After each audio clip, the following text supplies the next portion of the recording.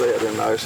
Hey, let me tell you, I just got through with the big heavy hair plowing the fields, and now I'm going to go back in, and I've got another implement called a Furminator, and it's got hairs as well, disc hairs, as well as a cultipacker.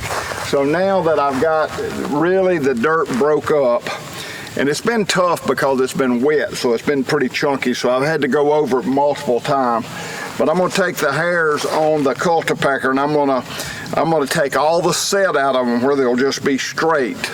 And then I'm going to cultipack, and I'm going to get it as level as I can get it. And then I'm going to go back in there and seed. And I'm going to tell you, I've learned to follow the recommendations of Biologic on how much you plant. When it says a half acre, it'll cover a half acre. But I'm going to tell you the variation.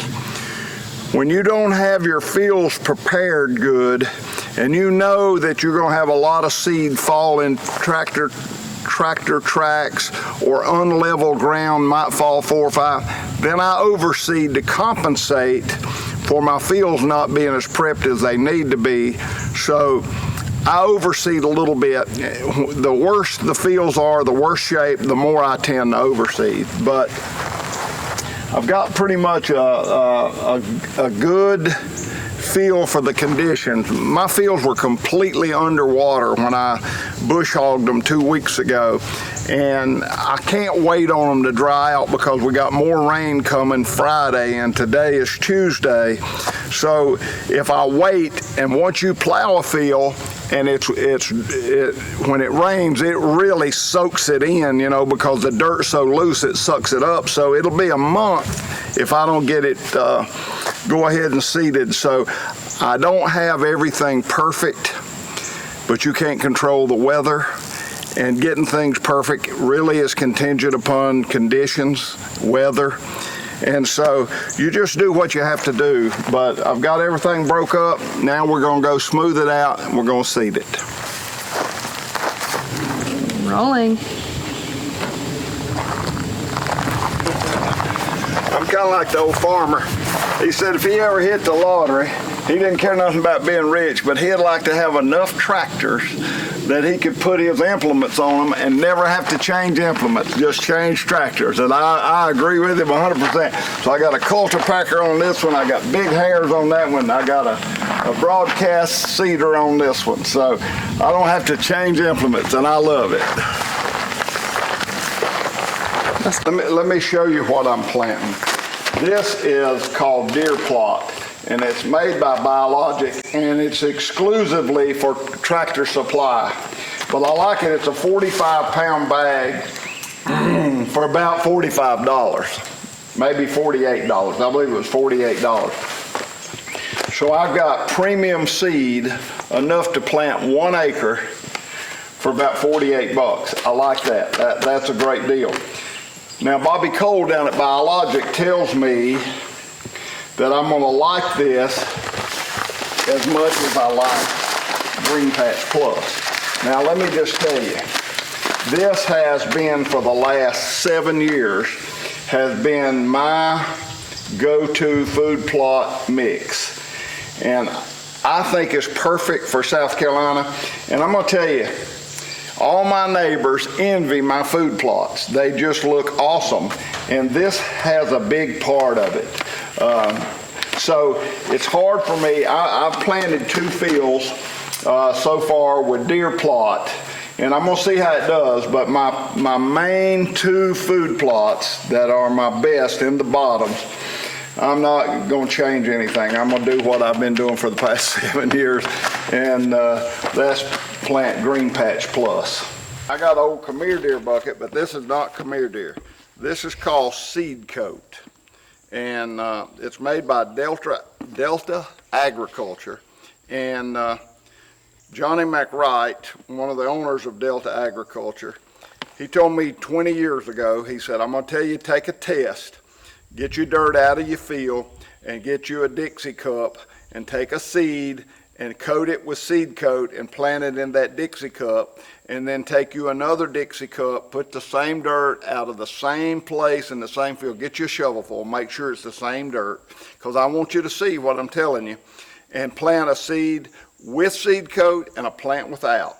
So I did 6 Dixie cups, 3 with seed coat on them and 3 without. And he said, let that plant get about 2 inches tall, and then I want you to pull that plant out and lay it on a paper towel.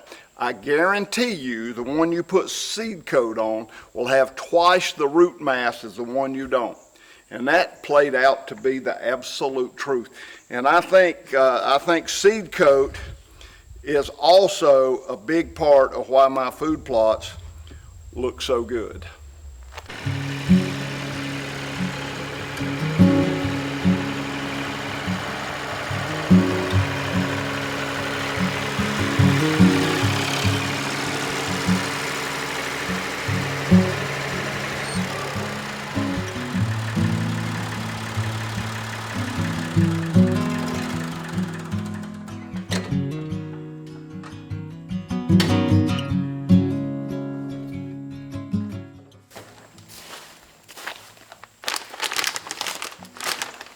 Alright, now what I'm going to do, I'm going to one of my favorite fields. So I need a knife. What kind of man don't have a knife on him? My camera girl always carries a knife. Here's what amazes me.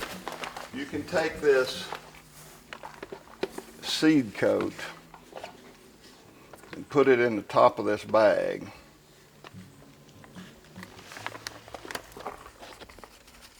Now that's more than I need, but it's going to go in my hopper with the rest of my seed. So as I pour that seed, but this seed coat will mix.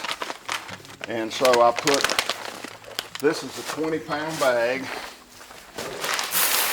and I put it in there. And look at that seed coat, it's still coming out. I put it on the top of the bag and it's still coming out the bottom. But I mix that. And as I run my hands down through, watch this. When I run my hands down through that seed, watch, see it, look on my hand. I don't know how it does that, but it coats that seed. I bet that's where they got their name, seed coat. Look at that. It gets all over your hands, but it's all on that, and it'll help that seed.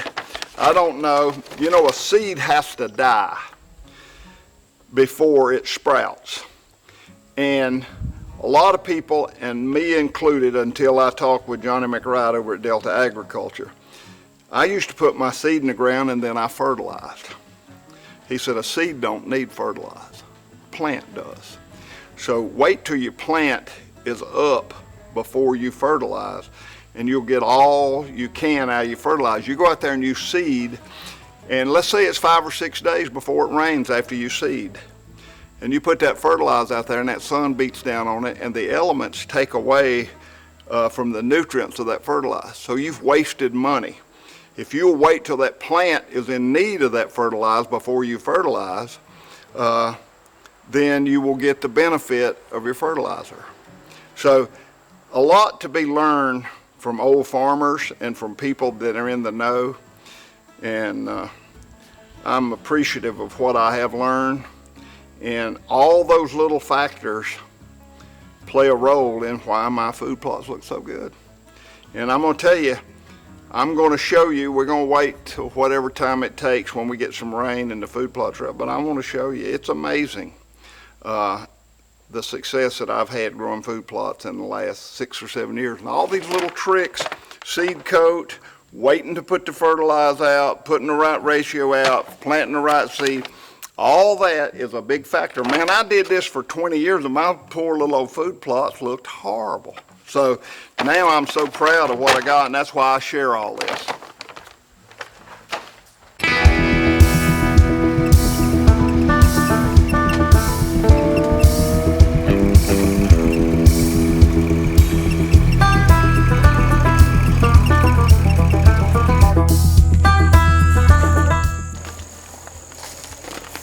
Did I not get another bag of seed?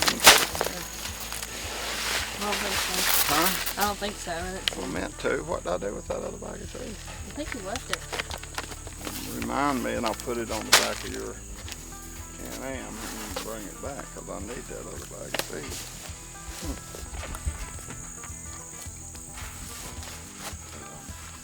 All right, I want you to come here and look at this field.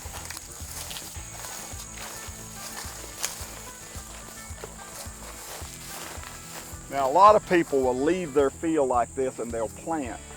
And this seed needs to be 1 to 1.5, 2 inches deep maximum. So when you got big old tractor treads and plow ditches from where you plow left off, and you've got them 4 or 5 inches deep, that seed's not going to do well. It's probably not going to do anything for you. So a lot of people drag a field, and I used to do that all the time before I got the Furminator and started cultipacking and harrowing. But a lot of people just drag their field. But it's important, the more level your field is, the more accurate you're going to be on getting that seed the right depth. And that's what I like about that cultipacker. It's got little cleats on it that go about 1 inch deep. So I cultipack it after I seed to press the seed in the ground the right depth. So the more level my field is, the more seed I'm going to have at that 1 inch to 1.5 inch, 2 inch maximum depth. So it's important to get that field smooth. So now I'm going to go back and get my tractor and I'm going to level this field out before I seed.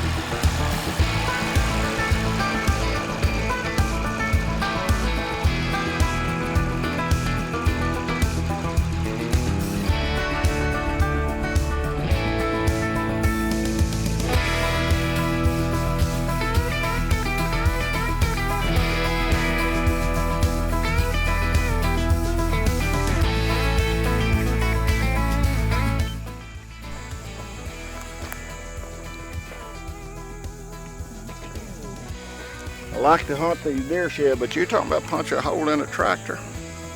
You can see where I already hit it with the plow, and I saw it sticking up. I thought, man, I better pick that up. I'll have a hole in my tractor tire. These old deer, you can't do nothing with them. How disrespectful.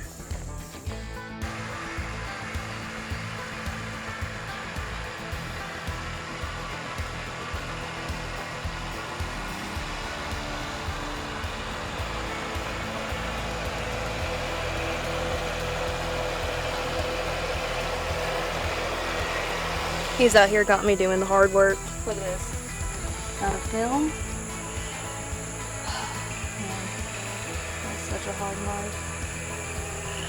Oh, here he comes.